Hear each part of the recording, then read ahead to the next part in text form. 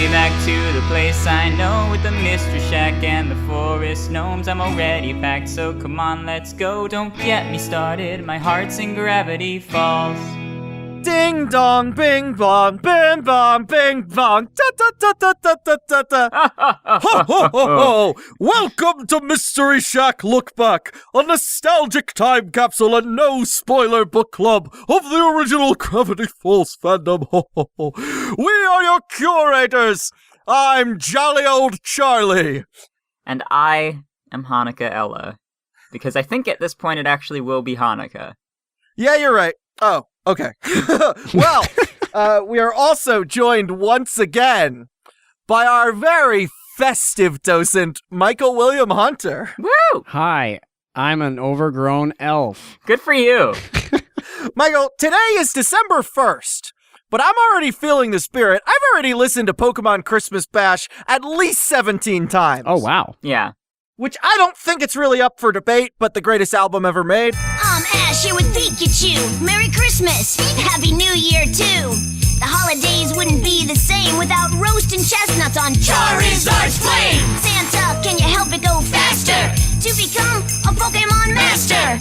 Gotta catch 'em all down to the last at the Pokemon Christmas Bash. Who's that Pokemon at the Pokemon Christmas Bash? Who's that Pokemon? Gotta catch 'em all down to the last. Who's that Pokemon at the Pokemon Christmas Bash? Who's that Pokemon? Squirtle. But I'll tell you what has nothing to do with any of that. There are some more Gravity Falls shorts that we are going to talk about. We split this into 2 episodes. This is Shorts Part 2. What? It's a December 1st miracle!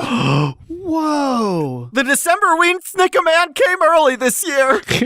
So these are even more shorts produced between seasons 1 and 2 during the Great Hiatus. The first series of shorts that we're going to cover today is called Fixin' It with Soos. They aired on April 21st and 22nd, 2014. And are you ready, Michael, to witness Soos's foray into main characterdom? Oh, I was born ready. I literally believe that, Michael. I believe your life has actually been leading up to this moment, unsarcastically. And a fun fact, this is the first new Gravity Falls content to air on Disney XD. Which is the I guess, premium cable. It's on another level of cable packages most of the time, which is why the shows don't usually do as well. It used to be called Toon Disney. Yeah, then it was Jetix, right? Yes, and it is basically where Disney distributes their more action-oriented shows. Yeah, because basically Disney Channel was getting a reputation of being for girls, because it had, like, Hannah Montana and all these other kind of teen sitcom-y shows, so they're like... I think Disney XD was kind of the attempt at, like, boy stuff, you know? And yeah, this is where a lot of the Marvel content aired. On the Wikipedia for Disney XD, it was like, there have been speculations about, like, maybe it's referencing the emoticon, maybe it stands for Extreme Digital, which was another thing they had on one of their websites, but it was confirmed that it doesn't mean anything. Disney XD, those are real cool letters. They're real cool. Yeah, they are. Yeah. First of all, X, coolest letter. D for Disney. There you go. Wonderful. And also with a show like Super Robot Monkey Team Hyperforce Go. Like, how could it not be cool? Well, that was Jetix, I think, right? That was before... Oh, that's true. Yeah, I think you're right, actually. Same energy, though. I do feel that season 1 of Gravity Falls does feel like a sitcom, and season 2 of Gravity Falls... more action-y, yeah. Yeah, it does fit better with Spider-Man and Super Monkey Man, Hooper, Tooper... Super Duper Alley-Ooper... Jump. Supercalifragilisticexpialidocious Monkey Team Go. I love the something. So in the Super Monkey something Go episode, Super Robot Monkey Team Hyperforce Go, Charlie, God. Minor spoilers, but in the final episode of Mystery Shack Look Back, I will finally learn how to say that monkey show's name. All right, let's watch some Soos. I was born ready, dude. I was born a baby. Fixin' it with Soos. Wow. Fixin' healing. Fixin' it with Soos. So as as you can hear from Michael's continuous laughter, we just watched Fixing It with Soos. It's such personified joy. Michael, what did you think of Fixing It with Soos? So good. Oh my gosh, that last line, I make my own economy. Like, yeah. Brilliant. Like, it absolutely, Soos's humor borderlines on the clueless and complete awareness. Like, he knows just enough what's going on that if in certain situations he will play dumb, but is completely oblivious to everything else. It's a little Roger Rabbit logic where like he's very self-aware only when it's funny. Yeah. The way they described it in the writer's room is, yes, Soos's intelligence varies wildly, but the decision was the dumber Soos is, the kinder he has to be. Yeah. So it's like when he is putting everyone's life in danger by pressing the skull head and alerting the submarine trickster, he is justified. He's like, it's been a stressful day. I need some levity. Like he's not doing it to be mean. Right. A kind of fraction that has to complete Soos, and the numbers to each of kind and dumb have to be proportional. They have to be proportional. They have to equal to 1, but they don't have to be the same number every time. And the whole this whole short is about like when in the Cuckoo Clock short, when Stan says that his problem is solved, he's so happy that he solved someone's problem. Yeah, everyone absolutely loved the work Soos did, and it was great. It was honestly I think these are the smartest and kindest Soos has been at once. Yeah. This is just the ultimate Soos in these. Here's the Uber Soos. I love the as opposed to the mini DV/VHS camera kind of flavor in the guide shorts, these juxtapose that with just learning digital editing, which makes for so many good jokes. Yeah, and again, these are all mostly, if not fully, written by Matt Chapman of Homestar Runner.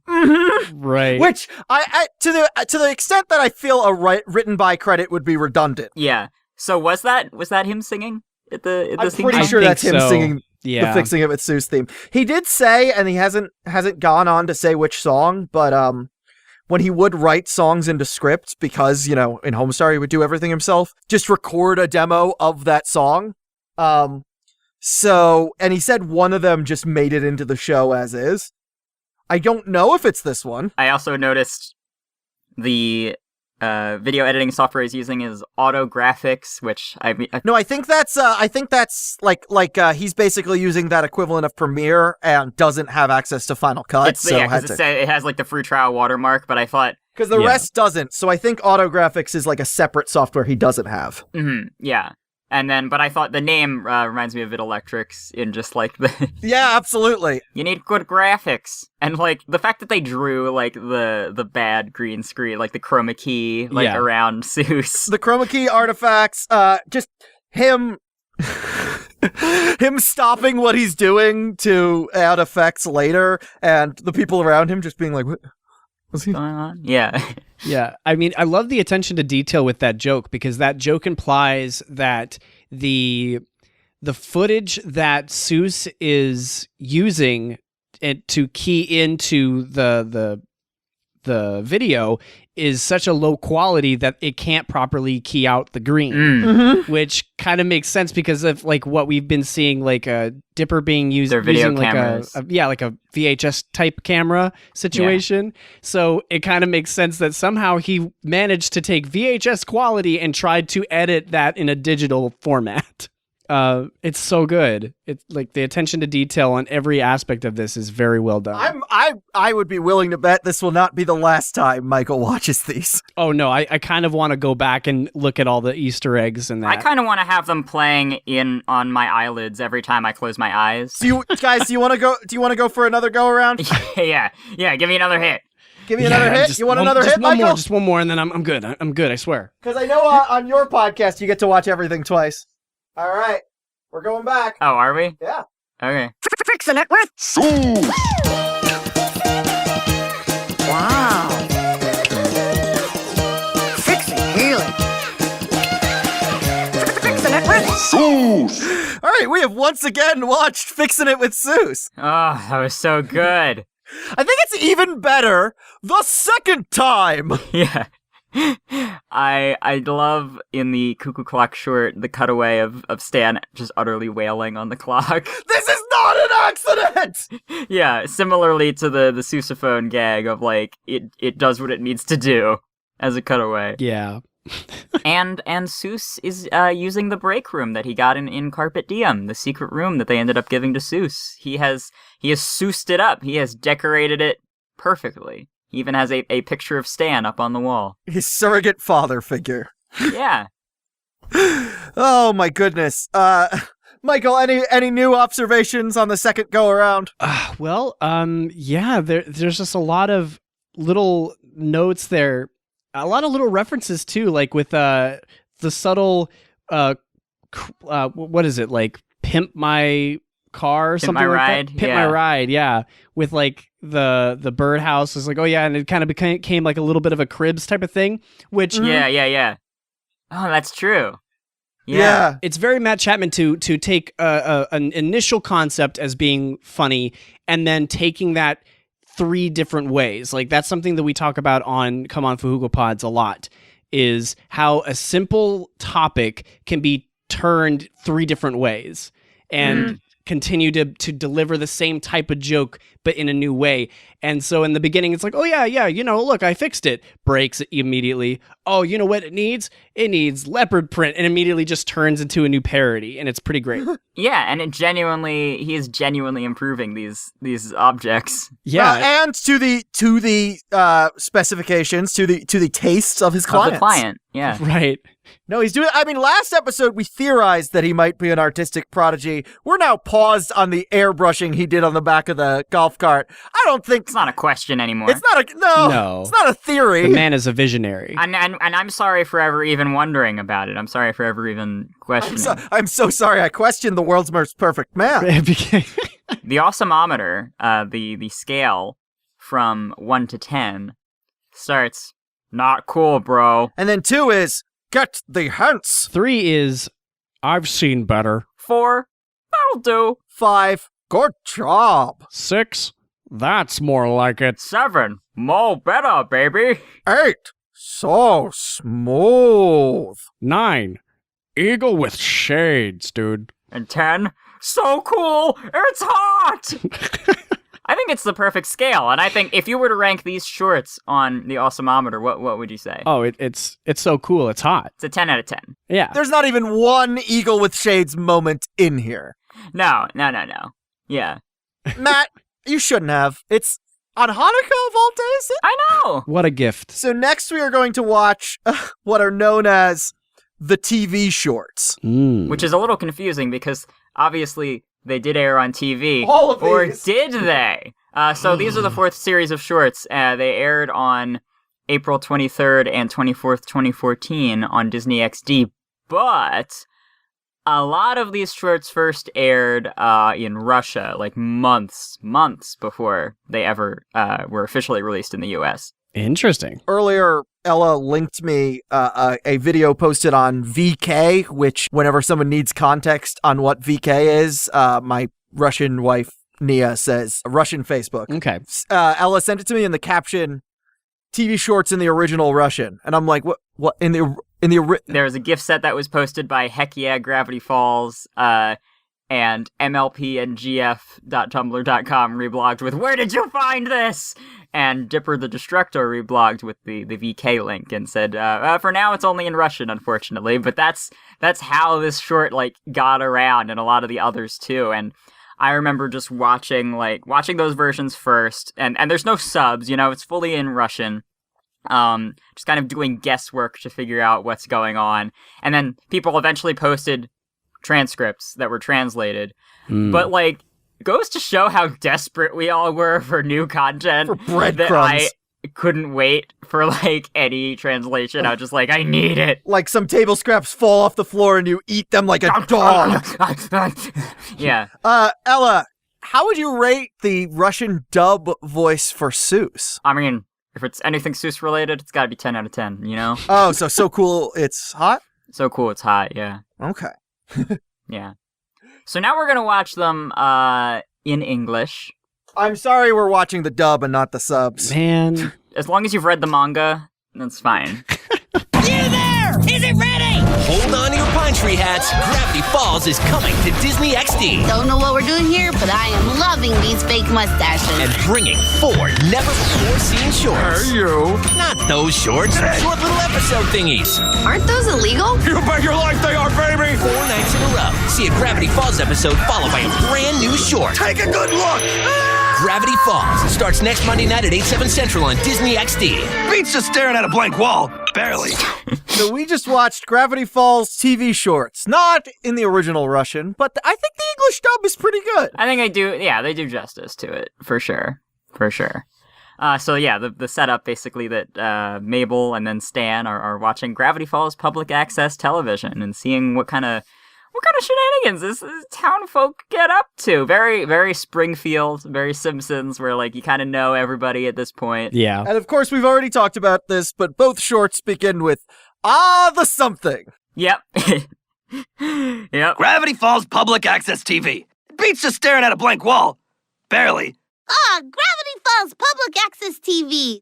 Sounds amazing. Ooh, there are some good ones here. I love these. Yeah, I love that it's almost, we do have fewer shorts to talk about in this part, but these are almost, each one is like 3 mini vignettes in one.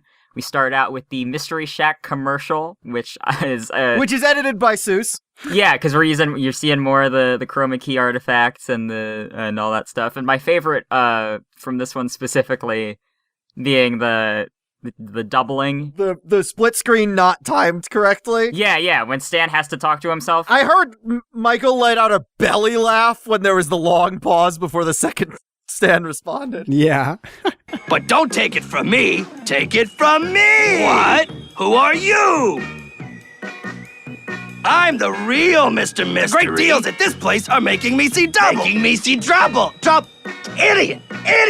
Don't just do it again. Right, because I did that. I made a film once that I kind of employed that same effect. And you do basically, when you're filming one half of it, you have to stand there. And when you stop talking, you have to give your other self enough time to talk. So the proper way to do that would either be have someone off camera reading the other lines, or have the other take in your earpiece, is what they did in The Parent Trap with Lindsay Lohan. Yeah, I think, but I was by myself, so I did have to like time it out. Yeah, I've done these as well, actually. Well, he waits too long and then he starts too fast. Yeah. I also want to address that when the second Stan steps in, so it is on a freeze frame of an actual security camera footage of the Mystery Shack, or just a camera placed at the Mystery Shack on a tripod, and the other Stan walks over like what should be a table and a person. Oh no, yeah, it's complete. Yeah, it's just there's no attention to the backdrop because it's just on a green screen. And also the other Stan is like mirrored. Yeah. Sometimes profound, sometimes absurd. It's Soos. Says some words. If you accidentally eat the prize that comes inside your cereal, does that make you a specially marked box? I think we would be the specially marked box. I think that is some sound logic. That is very sound. We get confirmation that this particular short takes place after Gideon rises because we get an update on Gideon in prison in Little Gideon's big house. I love that his father has to be the narrator of everything he puts out on TV. Of course, yes. And I love it. It feels very true now, maybe more so than it did back then with like, it feels like Gideon's just doing like, they tried to cancel me, but I'm back. I'm back with a Netflix special. Like, he's the Dave Chappelle of Gravity Falls. He is, yeah. And it's just, again, there's that, because that was the gift set that was circulating that made people like, wait, where is this from? Was of like footage of Gideon in prison, which obviously we had not seen since he got arrested. But no, I think that speaks to, again, they put thought into even these little shorts, because this is, if you were keeping up, that's how you would know what he's up to now. Keeping up with the Gleefuls. Yeah, that's their other show. When Gideon is helping one of his prisoner friends express himself through painting, he's doing this very draw me like one of your French girls pose in his little jumpsuit. And the hairnet is also great, too. I think this is, we see... The hairnet does nothing to keep Gideon's hair down. Yeah. The hairnet cannot serve its purpose. Yeah. Gideon's hair is too powerful. Yes. So now we go into TV Shorts 2, which begins with a segment from Why you acting so cray-cray?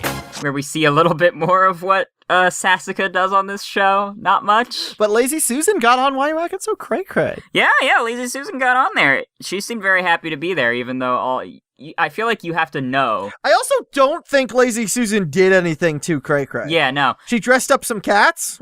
Fine. Now think about, is it like supposed to be like a Jerry Springer? Yeah. Yeah, okay. Interesting. Because then you sign up for that show knowing you're going to be called Cray Cray. See, I wouldn't put Lazy Susan as, like, crazy cat lady yet. I would say she's definitely cat lady, but I don't know. She's an eccentric cat lady. Thank you very much, Sassika. Exactly. Her eccentricity is... Her having a lot of cats is honestly the most normal thing about her. That's fair, yeah. And then we have possibly my favorite of all of these segments, Teens Talk, with Sheriff Blubs and Deputy Derlin. What? That was them? I thought those weren't policemen. Yeah. Whoa, they're good not actors. policemen. Yeah. Hey, Craig. Hey, like, playing all the roles. I love the outfits so much. I love the tiny little car. Yeah. Yeah, and the Blubs has, like, this shirt with, like, these, not really waveforms, but, like, sound levels on it, and, like, they move when he speaks. I want to know how that shirt works. Oh, I've actually had one of those shirts before. So... Oh, that's a real thing. That's a real thing. Oh, yeah. So... It basically has like a little microphone that's built into the shirt. Like you can never wash the shirt or fold it in a way that'll crease the screen because it'll ruin it forever. Oh no. So basically just if you see somebody wearing that shirt, don't get it wet while you're wearing it, you'll die. Yeah, pretty much. It's definitely a safety hazard. But it has a little microphone on it that will light up depending on how loud things are around you. Yeah. I did not know that was real. Yeah. There's the shot of them hugging that, you know, if they're not like, they don't feel like they're being forced to do it. I think they just do it. And it's like confirmed for like the 5th time now. That as well as they suggest to kiss each other. Yeah. You want to drink expired apple cider? Apple juice this time. Last time it was expired apple cider. That's right, apple juice. Yeah. Maybe they changed it to expired apple juice because expired apple cider was too close. Yeah. Oh, also, they're trying to get in the heads of kids, right? They're like, kids like apple juice. Yeah. Yeah. And I love, like, you could avoid trouble by saying, no, bibbity bop kazow. Like, it's so hardly an exaggeration of like an after-school PSA. No way, no how. Like, yeah, you have to say the whole thing. Were you ever like sat down and you watched like a PSA? Oh, okay. I'll give you one. I watched the entirety of the Mr. T after school special. Oh wow. Okay. Ooh. It's incoherent. Wouldn't say I learned anything. I can barely remember it. It was such a fever dream. Highly recommend. Yeah. Ice-T does all of the songs. I think just as a joke on his name, they hired him to write several songs for an after-school special. Mister, your brother Ice is going to be writing the songs. Oh, yeah. Of course. And then their uniforms get stolen and they give chase in their tiny car. And yeah, Wendy and her friends steal a police car. Yeah. Mabel and Dipper counterfeited money and were arrested for it in episode 2, Legend of the Gobblewonker. Stan has been arrested. Has Soos been arrested yet? I feel like, well, he's the most perfect man. They can't arrest him. That's true. You could stick a security camera. Oh, wait. Though he did break a law in, he did have the illegal nitrous booster in. He briefly broke into the pool in the deep end. When there's no cops around, Ella. Yeah, anything is legal. Yeah. And as far as we know, they aren't cops. Where's their badges? They just look like normal teens to me. Cops? Those were teens. Yeah, they looked like normal teens to me. They said they're not policemen. Right. Why would they lie to us? Why would policemen lie? Or not policemen? Yeah, that's what I'm saying. If they were policemen, why would they lie? Exactly. Yeah. Wait, hang on. Wait, you're saying policemen can't lie, and they said they weren't policemen. So, wait, hang on. Ella, you've accidentally just made a thought experiment. A paradox? Yeah. Well, if there are any robots out there, sorry, but yeah, we just blew up all of our robot listeners. Yeah. Sorry about that. Hey, robots listening. Which of these pictures have a stop sign in them? Can you? I'm trying to figure out which ones do and which ones don't. Duck-tective. Which is the longest episode we have ever seen or longest segment of an episode we've ever seen of Duck-tective. Yeah, it feels very like cliffhanger season finale potentially. What did you think of this Duck-tective episode, Michael? It was so sad. Like, I genuinely, there's something heartbreaking about when he quacks, "What have you done?" There's something in the delivery. Like, yeah. I just feel bad. I mean, in the beginning, I thought this was like when the penguin shows up and it has like that dramatic zoom in. I thought they were pulling an homage to Wallace and Gromit. I was thinking that too. Yeah. With the wrong trousers. Yeah. He reminds me of the penguin from Wallace and Gromit. But also, it's a little bit Danger-esque too, ain't it? A little bit, yeah. It has some moments in there. My new partner. Yeah. Danger-esque. Yeah. And I love when they close up on any of the wings moving, they have like a rod with tape to the wing like it's a puppet. Yeah. Just call me Duck now. Takes off hat. And I love that he laments him leaving and then tosses him bread and he immediately comes back. Yeah, I feel like that after. Do you think that was supposed to cut? Like that was after the scene, or was that in the story? No. Well, it's just like it's like, oh no, Duck-tective will never come back. However, Duck. Oh, okay. All you need is bread and Duck will come back. Because I did love the gag at the beginning when the constable enters. You see like a stage light outside of the set. I didn't catch that. That's great. Yeah, and I thought you hated those jokes. We can make these. Oh God, that was so good. Oh yeah. I mean, I feel like this could very well be the series finale of Duck-tective. Oh, I don't know about. It is not the series finale. I can No. tell you that. Oh, okay, good. Michael, Good. Michael, Duck-tective will return in the event. Nope, that part's not correct. He should. I have an army. We have a Hulk. Yeah. They do have Howard the Duck. Oh, that's true. Maybe he's related. I don't know if that's offensive for me to say. Only they can make that joke, okay? Yeah. My bad.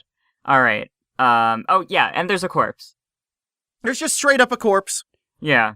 Unrelated. Yeah. Nobody gives it any thought. Just like, okay. Well, they're talking about solving the mystery, but Oh, that's true, yeah.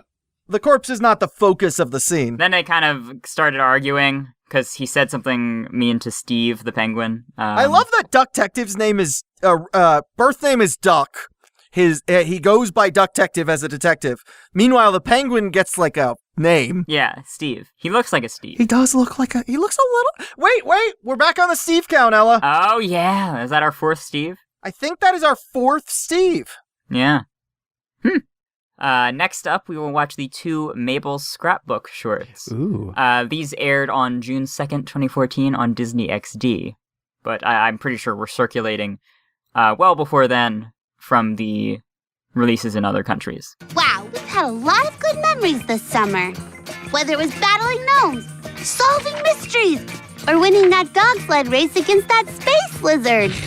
We just watched Mabel's Scrapbooking. Michael, what did you think of those cartoons? Mabel's Scrapbook. Oh my gosh, those were so good. The unnecessarily complicated heist, just is brilliant every time. We've got heist movie and we've got petting zoo. My only note for heist movie is, all the backgrounds are so wonderfully detailed. The complete list of movies playing at the theater: Monkey Business 2, Pony Heist, Laughter Fox 2. This time it's personal. Going Stag, Flavor Pups, the movie. a Smile Dip movie, huh? That should be Der Movie.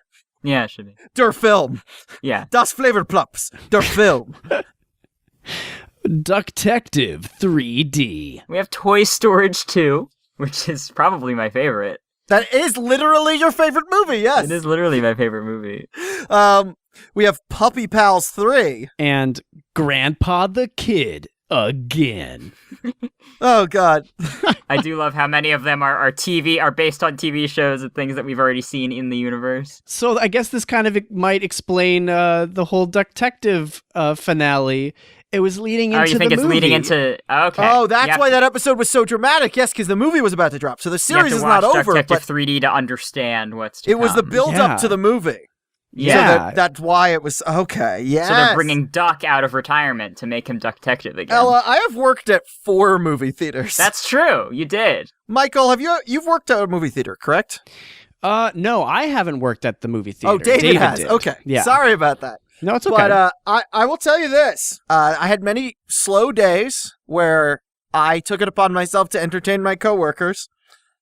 And yes, I have eaten Fhqwhpol. That is the popcorn butter that Thompson drinks. Butter-flavored salt. Yeah. I don't remember if I've ever eaten the butter-flavored seasoning, butter-flavored topping is what it's called.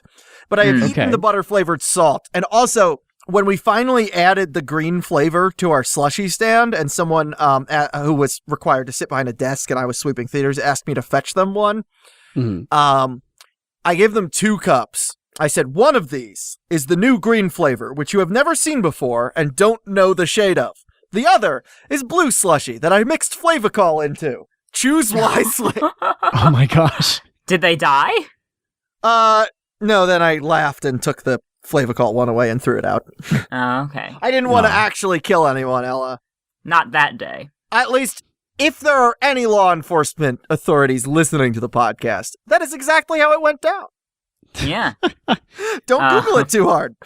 Just trust the process. Just You can do that. Try and stop. I love the title heist movie. I mean, the movie is called Pony Heist, but we don't see any heists happening in the movie. It is that there is a movie. No, it's just this Ocean's 11 Dipper's plan to get into the theater after they're banned. God, I love every step of this plan so much. I love Soos's cartoonish mustache. And Stan's lockpicking skills. I love the just very weak noise. Yeah. Yeah. Like it's like not even weak, it's just like lack of effort.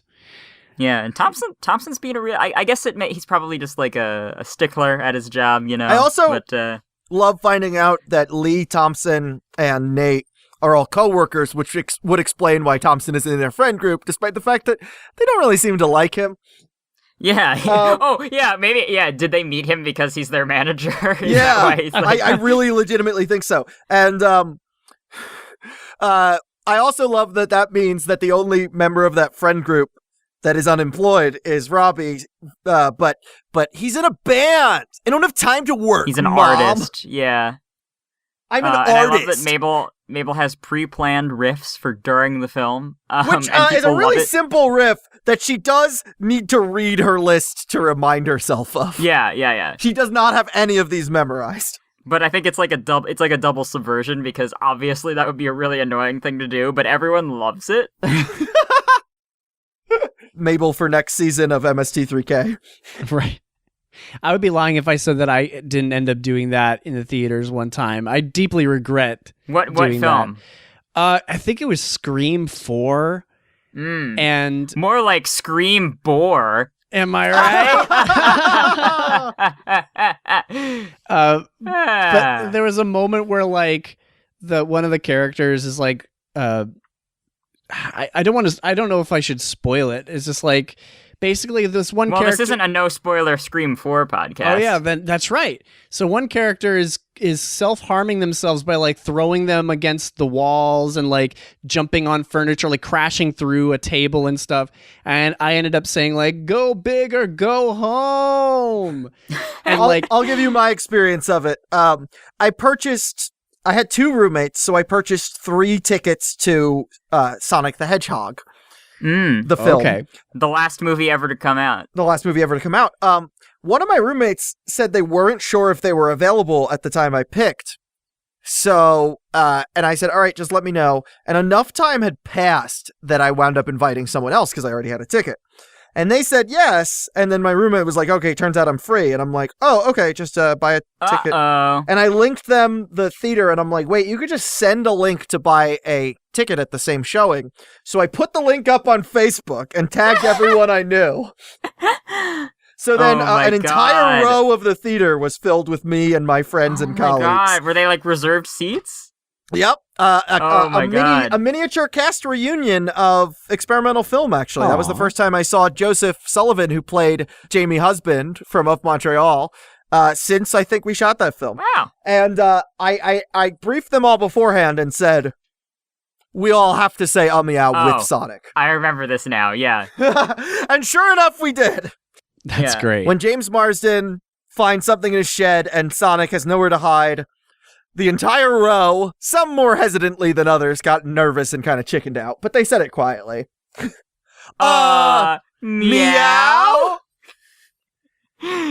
Yeah, amazing. That's the second best meow that I've ever heard. The first of which being the from Podcat.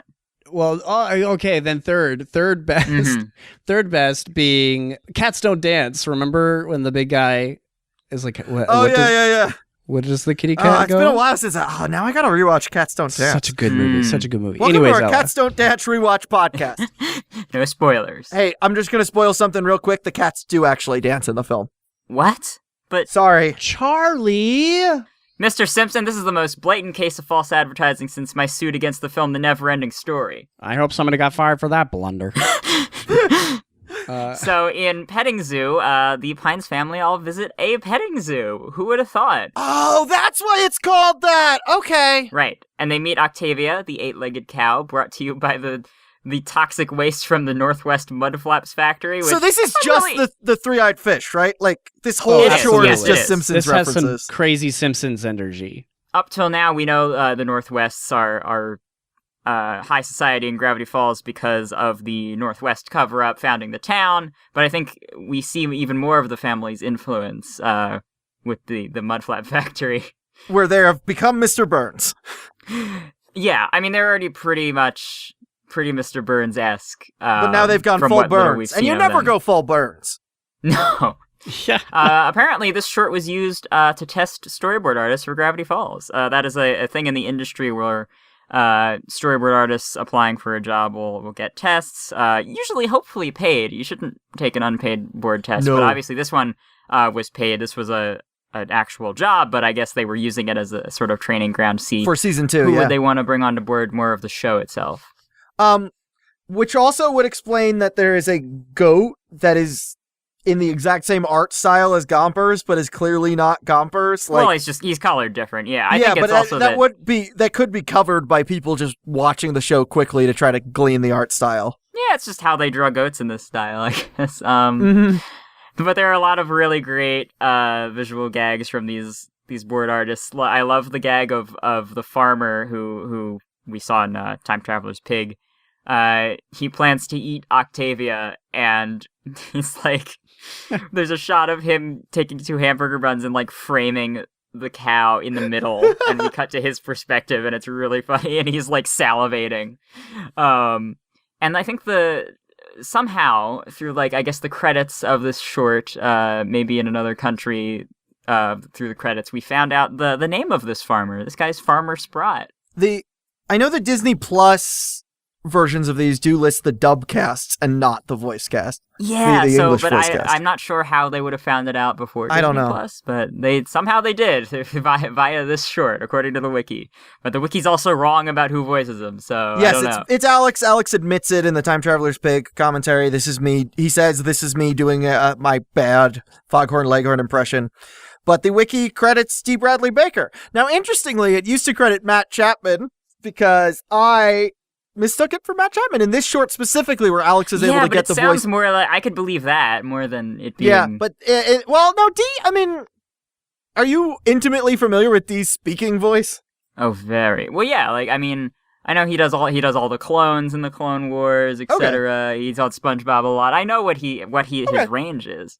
All right. But yeah, no, Alex does the voice a lot deeper here than he did in Time Traveler's Pig, which I think means he's actually learning how to do a decent Foghorn Leghorn impression. The depth of the voice was what made me think it was Matt, and I wrote that on the wiki at one point. So you also see Sprott's farmhands, Emmett and Deshaun. Are they like his sons? Are they just guys who Those help are Emmett out? and Deshaun. They're just Emmett and Deshaun, and they say, and then immediately after that, it was my fault for building an escape ramp. I love that both of these scrapbooks are styled after action movies. We have a car chase escape, and we have like heist. an Ocean's 11 and a Free Willy. Yeah. Yeah, pretty much. The second time they've done Free Willy. And then at the end, Mabel captions this in her scrapbook, "Don't have a cow." Yeah. I also couldn't help but notice that they use Soos's truck to make their getaway, but Stan is driving, which is Weird. interesting. Yeah. I think we only ever otherwise see Soos driving when Stan has his own car. It might be that the script had Stan driving, and then the boards were like, there is no way to get a cow in the El Diablo. Yeah, you're right. That's probably it. Because it is a script-driven show, so... Mm-hmm. And in Matt Chapman's case, scripts. Yeah. No, I think he learned how to write real scripts for this. I think you're right, yeah.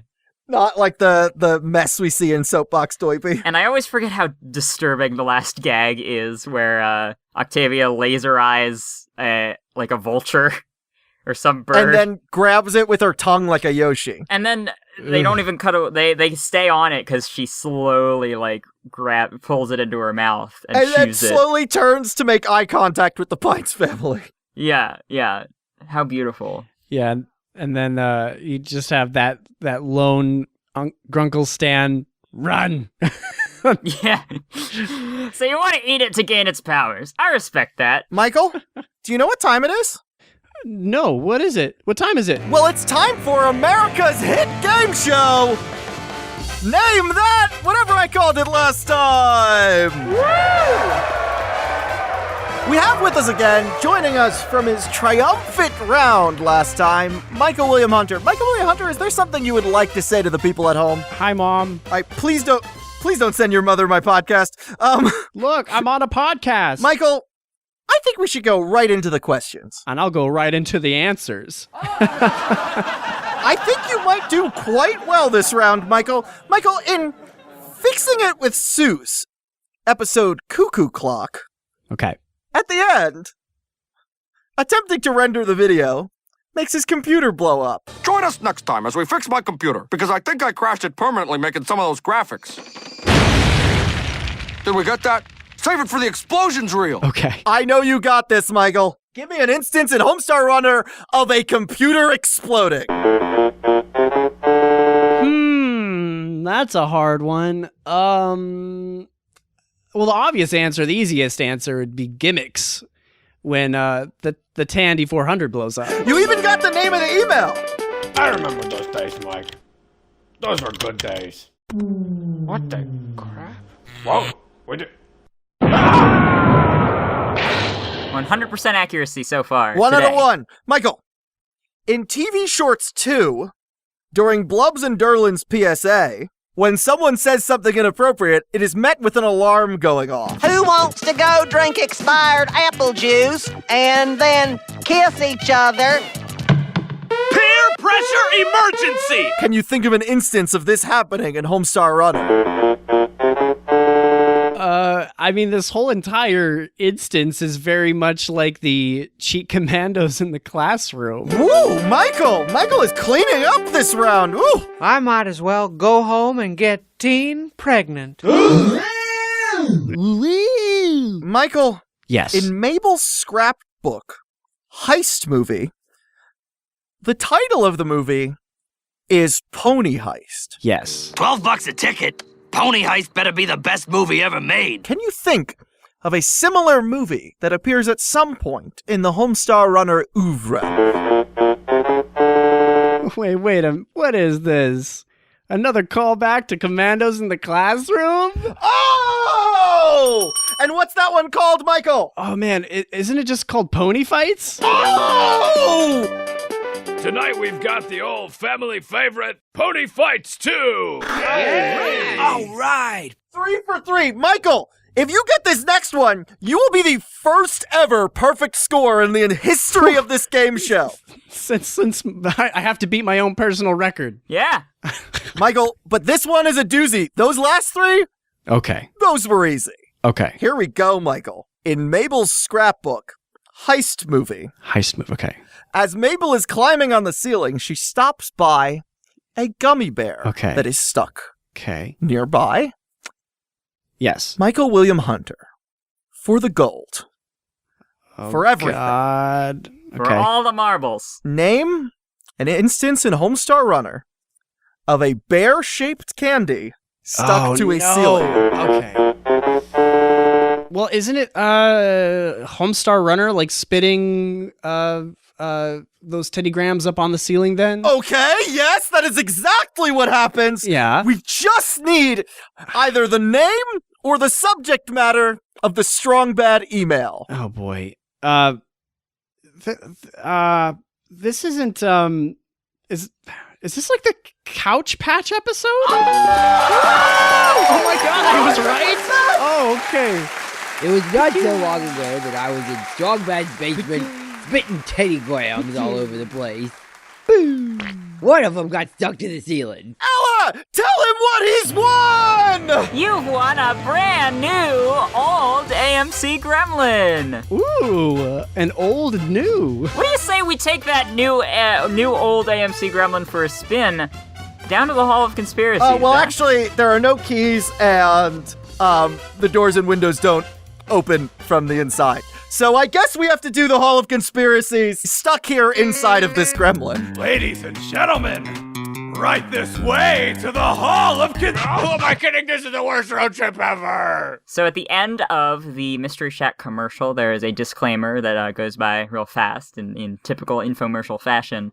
Michael, do you want to read? This is the last bit of text that we have for you to read. Read this full disclaimer. All right, here we go. Mr. Mystery does not assume liability for disappointment, strange rashes, or accidental plunges into the bottomless pit. Visitors may experience loss of vision, loss of balance, loss of children, or loss of wallet. Please, do not look Mr. Mystery directly in the eye.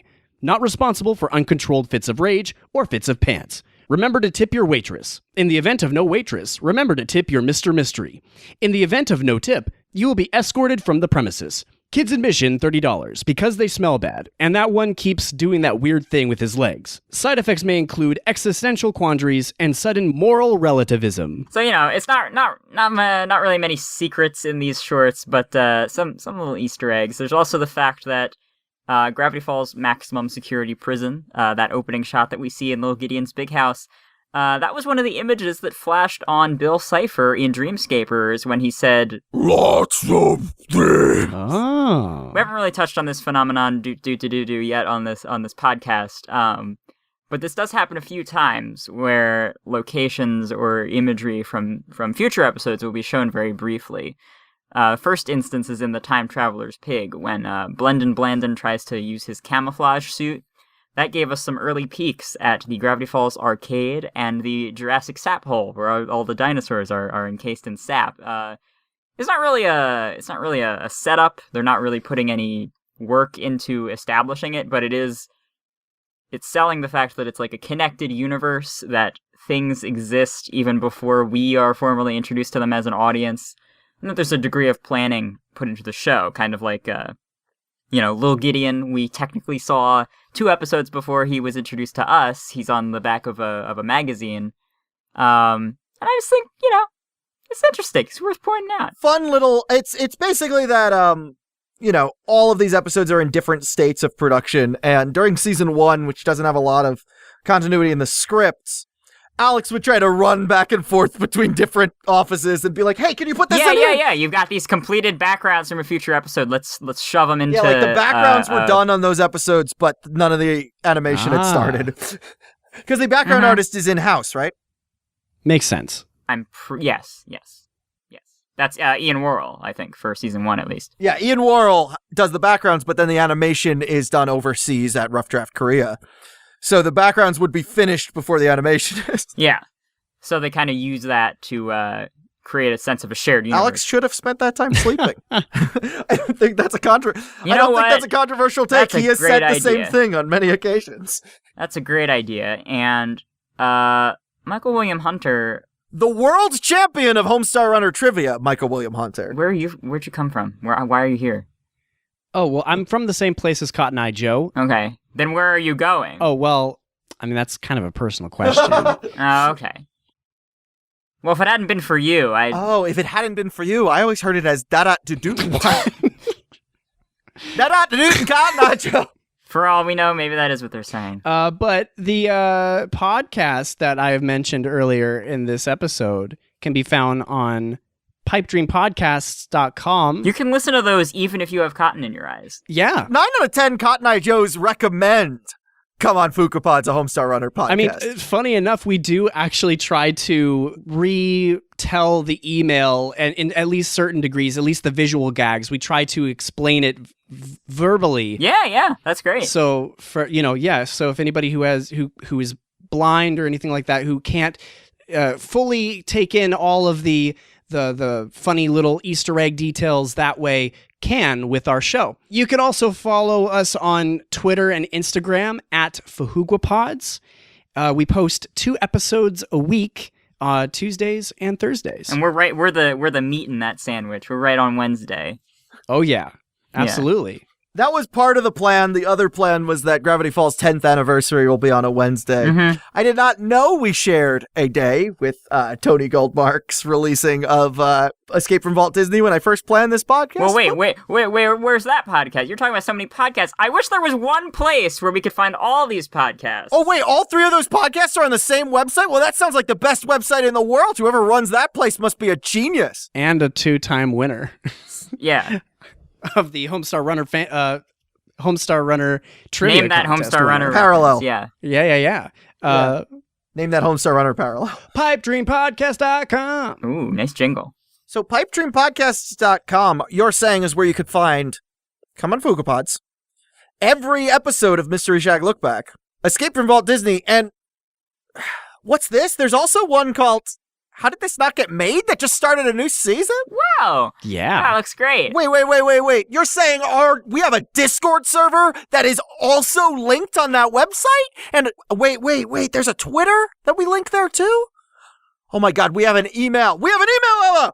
We have an email and it's called mysteryshacklookback@gmail.com. And that is where you can send your experiences with the Gravity Falls fandom. You! That's right, you! Listening right now! I can see you! Please put a shirt on! We can see everything you've been doing! You shouldn't listen to podcasts while you're doing that! Why do you do those things while listening to the podcast? Gross.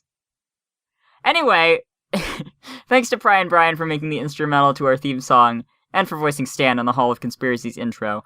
The Hall of Conspiracies theme is Lentil Dentist, a remix of our first episode by Sim and the Dim Bulb V2-0. Listen to the full thing at the link in the description. That is a fantastic song. And on the topic of songs, I also recommend you go to michaelwilliamhunter.bandcamp.com because on Come on Fhqwhpods, a Homestar Runner podcast, Michael does a new intro song every episode. They sometimes release 2 episodes a week. I don't understand how he does it. Me neither, because we just use the same recording every week for me. Yeah. Those are all released in an EP, I think you call it. Yeah, the best of the first 100 episode intros are in an EP called Introed.